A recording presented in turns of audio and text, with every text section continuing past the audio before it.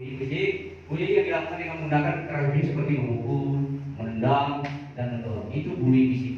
Jadi silakan adik-adik jangan sampai melakukan kekerasan fisik terhadap sesama teman. Kenapa sih tujuannya baju yang jadi warnanya sama semuanya ini? Adik tahu kan? Supaya kita itu sama, tidak ada perbedaan. Jadi kalau ini merah, ini kuning, ini berarti tak berbeda tak? Tidak. Jadi itu. Yang kedua bullying terkait dengan verbal. Nah ini saya bacakan aja. Bullying yang verbal itu dua. Bullying verbal itu bullying yang dilakukan dengan menggunakan kata-kata kasar atau merendahkan seperti ejekan, hina dan ancaman. Nah itu bullying verbal itu nomor dua itu. Selain tadi fisik, kalau verbal. Jadi kalau boleh silakan adik-adik sekalian. Kalau kita berteman, baik di bawah kita atau ke orang tua atau siapa, jangan selalu kita menggunakan kata-kata kasar. Ya kan? Kita ini orang timur punya adat, istiadat namanya hormat dan hormati. Terus ada lagi bullying, yang ketiga bullying psikologis.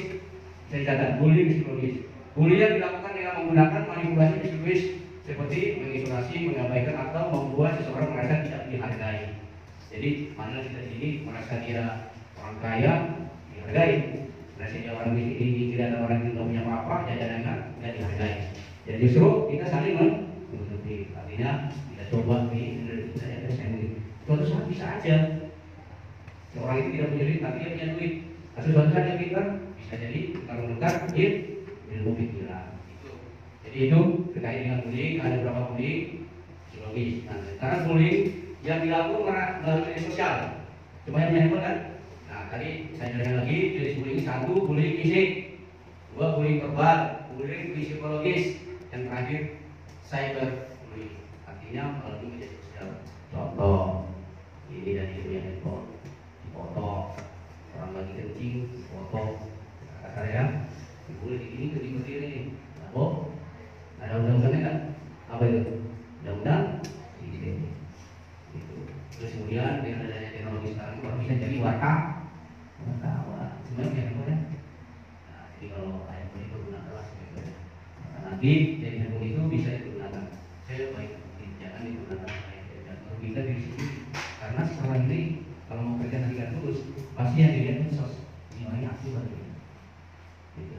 Jadi kalau belajar silakan belajar. Kalau jangan digunakan jangan. Karena kita kondisi sekarang sudah punya ilmu banyak teknologi yang bisa mengatasi sesuatu.